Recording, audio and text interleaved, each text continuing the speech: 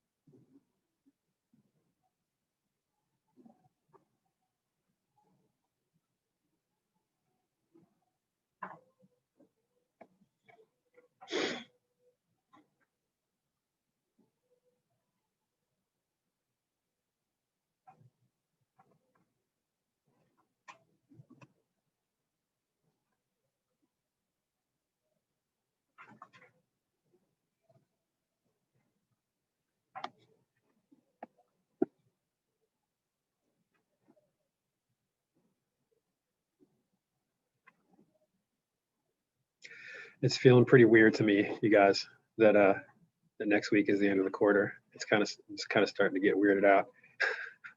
Like a quarter of this year has, I don't want to say disappeared. Had plenty of work done, but I guess I knew it was going to happen. I guess I knew that the rest of the semester is going to be like this, but feels weird, doesn't it? Strange times.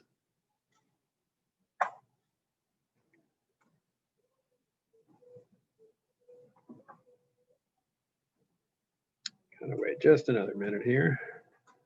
A couple other regulars.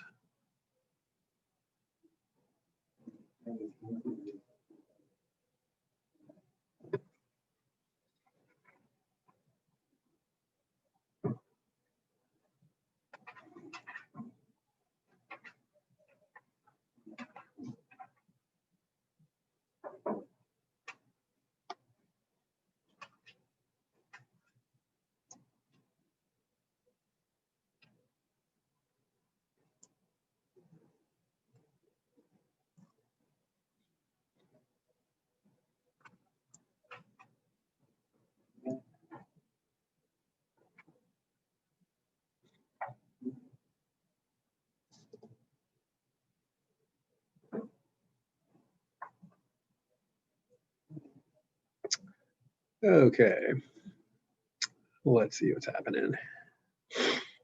All right, you might not have seen this before because I posted it a little bit later in the morning, but something we need to address here just to make sure that we're all thinking ahead of time about it. It's nothing bad, just I just have to get strict about something that's coming up next week. So plan ahead. I've sent word to all teachers that I'll be using second and third bells in tandem next Wednesday and Thursday. Those are the last 2 days of the quarter. Okay, so we can't mess around here. Next week for our Unit 1 assessments, as in MCQ, multiple choice questions on Wednesday, and FRQ on Thursday, although it'll only be a one full paragraph deal. Okay, it's kind of slow landing, slow start kind of thing. But we want it to be good. We want that thesis to really nail it and and then just basically analyze a piece or two of evidence. So far, I haven't heard any conflicts, especially from your other AP teachers who are the ones who've been responding for the most part. But it also is your responsibility because there might be some teachers out there. That's a really bad spelling, responsibility. Type that fast.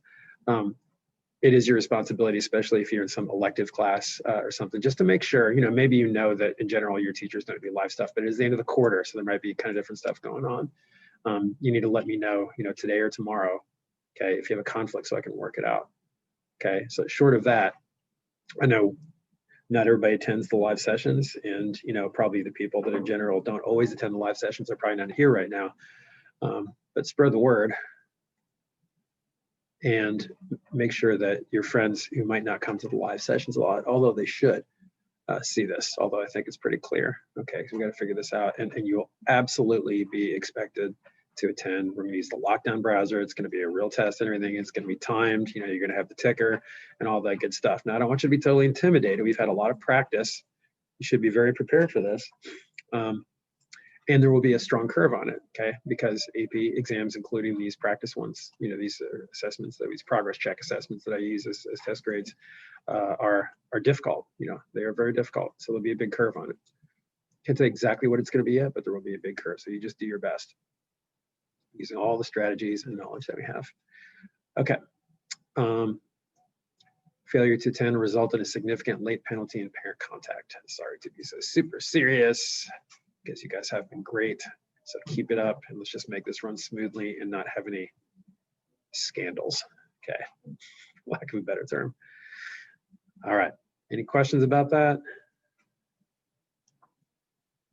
And certainly, if anybody sees anything that's going to cause a problem with, you could certainly speak up right now. Does that all sound doable and everything? So in other words, so we got these my two bells are second and third. You probably know that. And each thing that we do is going to need more than the 25, 30 minutes tops that we get in these bells. So I'm going to start at 10 minutes into second bell, and it will run into the first half of third bell for everybody. And I'm going to have everybody do a Zoom session. Okay, so everybody, both classes are going to be on the grid here. You're going to have your video on. And then if anything goes wrong, you need to tell me anything, then you can do so through chat, right? Because that'll be quiet and won't disturb other people. Okay, so that's how it's going to work. Real test, sort of in person. Question? Somebody unmuted there. Somebody have a question? Nope. Okay.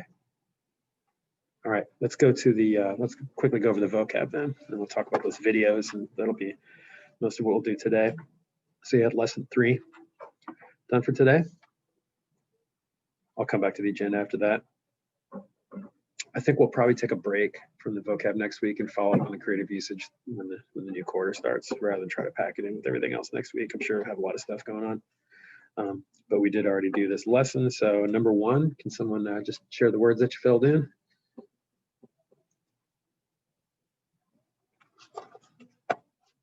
Easy.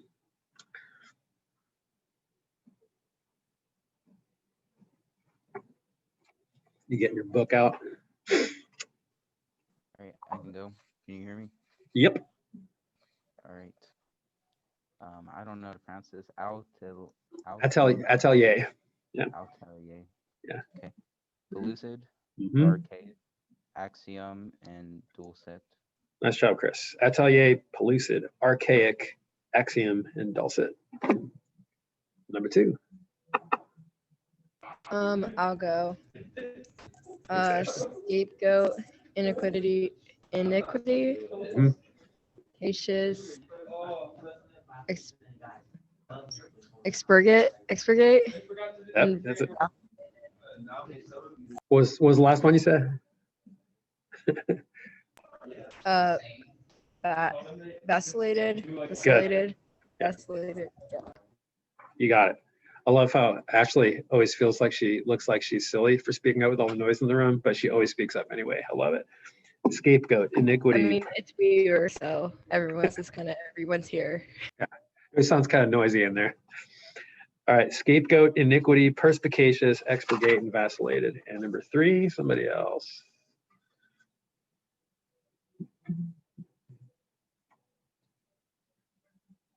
Okay, I can do it. Number 3 is usurp, talisman, patronizing, abstemious, and peremptory. These are pretty challenging words, gotta say. Maybe I want to share a sentence completion, any of them.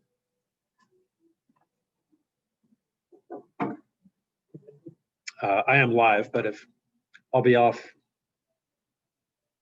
before 9 o'clock. I got just a quick question about learning something. Okay. Sorry. Anybody on sentence completion? Nothing interesting? You guys don't have anything entertaining for us today? Okay. Roots, prefixes, and suffixes. So we got prognosticate, means to predict.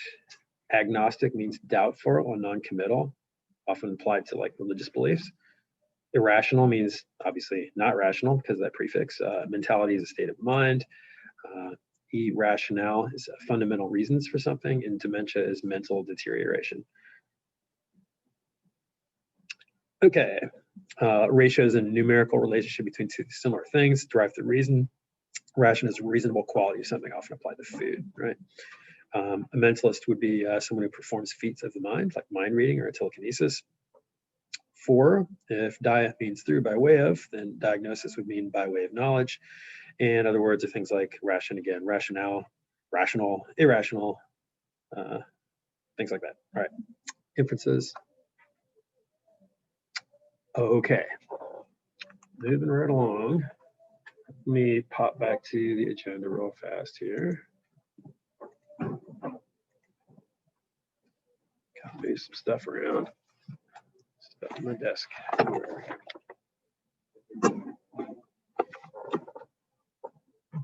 Okay, grammar lesson 10 due tonight. AP Classroom Unit 1 notes on the videos from speaker and narrator were due last night. Sorry about the little mix up with that, but I think we all got back on track. If you happen to mistakenly do the ones from 7 and you even start taking notes, just save those because we will obviously do those, I think, over the weekend. I don't think I'll be assigning those tomorrow. And don't forget that we are reading Shirley Jackson's The Lottery for tonight. And then when I started making my way through those videos, I realized that they actually talk about the lottery, but thankfully it was not a spoiler. And I think it was actually probably a pretty good thing for you to read as you got in, or to watch as you got into that story, regardless of which order you did it in. I think it makes you think more deeply about the story. So there's probably, I guess, one thing that we want to stress about point of view. First of all, you might realize the point of view that no matter what question is asked, that when you read a prose piece, you always want to think about point of view because it does so many things to the story. You know, with the way he asked those 3 questions, what is it? All right, we want to figure out which point of view is being used, right? Is it first person? Is it third person? And then if it's third person, which one of those specific techniques of third person is it? Which we'll talk about a little bit today. but then also why is it important and what are its limitations? Now, when we say limitations, that doesn't mean something negative, right? It just means that the author is purposefully using this point of view in such a way that there are things that you don't know, and there's things that he doesn't want you to know, that he, she doesn't want you to know, and there's reasons for that. Okay, so then you want to, like, as the end of the last video says, when you think about the power of that point of view and the limitations of that point of view, then you want to ask questions. What does the power of that point of view give us? What does it hold back from us? And then what does that do to the story? What does that tell us about this character, or even this setting, or how does it create maybe a dramatic irony? Dramatic irony fits in a lot, especially when you have an omniscient point of view, right? You have a narrator that knows everything, then there's some characters that know less than the narrator, and therefore know less than you, because we're hearing the narrator, right? What are some of the things that go on with a first-person narrator, kind of the terminology that we're given, that we want to think about when we're reading something in first person? It's a character telling the story, right? What are the kind of two terms, or at least one of those terms, that our new teacher, not Mr. Escobar, I can't remember the new guy's name, talked about, or put it this way. We don't know whether we can believe the person, right? What's a good literary word of, you know, kind of capturing that we might put into an essay? The narrator's what? Bias. Bias. Yeah, that's one of them. It is the narrator biased? Like the story of Cathedral, we talked about how the narrator is kind of biased toward people who are blind, right? Because he has a situation forced on him, right? It's a really good story. We'll probably read that at some point. And then what's the other one? Intimacy? It could be. That actually wasn't the one that I was thinking of. It does develop intimacy. It can give credibility. Those are the strengths, right? And we hear the opinions of that one.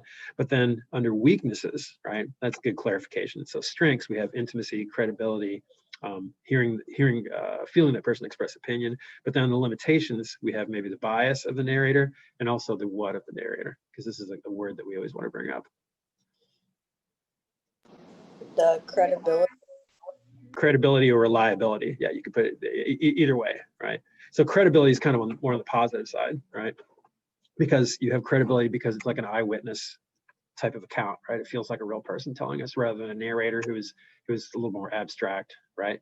But reliability can be a limitation, right? And by reliability means we can't always necessarily rely on, we can't always necessarily believe that what the narrator is giving us, since it's a human being with faults, that is absolutely the truth and how we would see it if we were there, right? And that can be a good creative thing, right? So it's a limitation, but that doesn't mean it's a bad thing. It just means that the author is deciding sometimes to have a character tell the story, and then at some point wants us to question that narrator and think, well, I have a limited viewpoint on this because it's just one human being with his or her own biases and, you know, credibility issues, reliability issues, just as anybody would, right? Like if I were to tell a story and I felt one way about the situation, another told a story and they felt another way about the situation, it would probably be told in kind of a different way, right? And so you have to question the reliability of a first-person narrator. Okay. Then we talked about the different kinds of third person, right? What's something new that you probably learned about one type of third-person narration that is maybe not something that you learned in your earlier English classes? It's actually the type of third-person narration that goes on in the lottery, which is directly discussed in one of the videos. What's the technical viewpoint that's discussed, or that's kind of explained in this video that the lottery uses? Are you talking about third person objective? I am, yes. Third-person objective. It's a really weird point of view, right? Because with third person limited, it sort of kind of feels like first person, because although it's a narrator speaking, it's like over the shoulder or inside the head of one of the characters usually, right? Or maybe a couple characters that are together the whole time.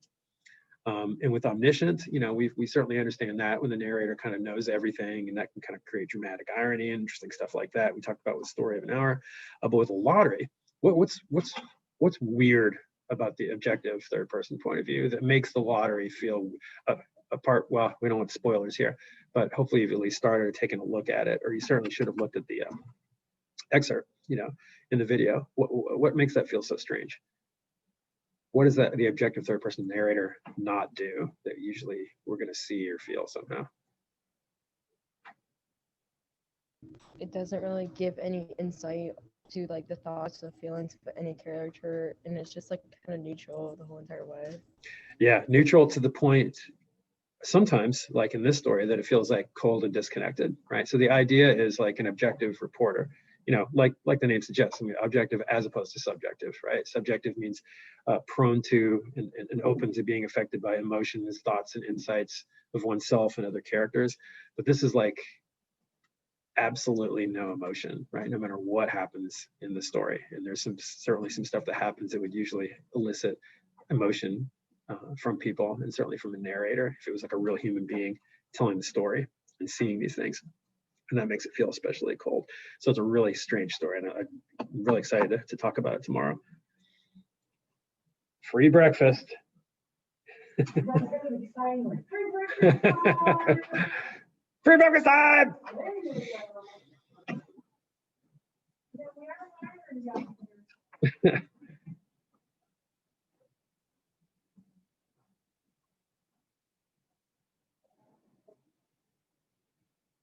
Everybody think about the point of view of hunters in the snow while you're getting your breakfast.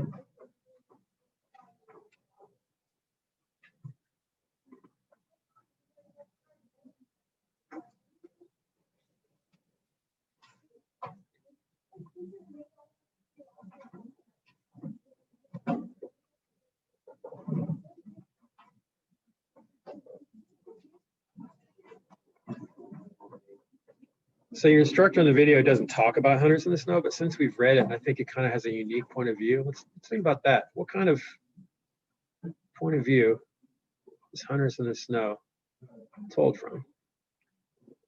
We know it's not first person, right? Tub doesn't tell the story. Kenny doesn't tell the story. Frank doesn't tell the story. They're the only characters to speak of, right? So it's some kind of third person, but what is it?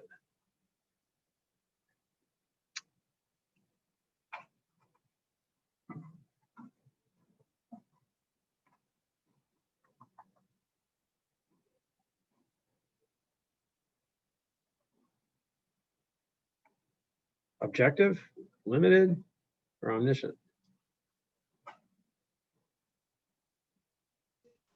Is it objective? I would say that there is some coldness and objectivity to the narration, that it kind of feels like that. I wouldn't say it's as strictly as the lottery is, though. So it is kind of a mix. Okay, so if we were to choose between limited and omniscient, which would we say it is?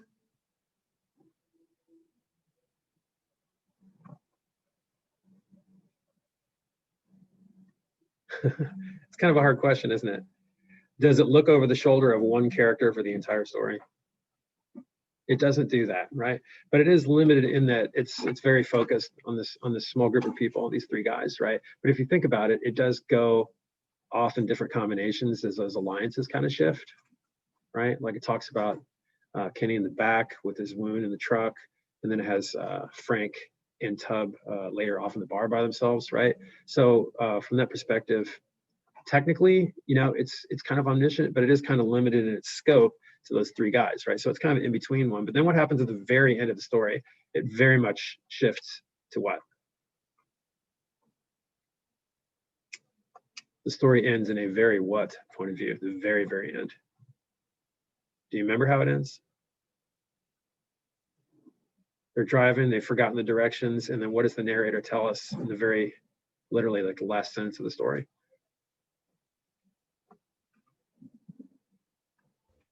That they didn't actually forget the directions and they did it on purpose.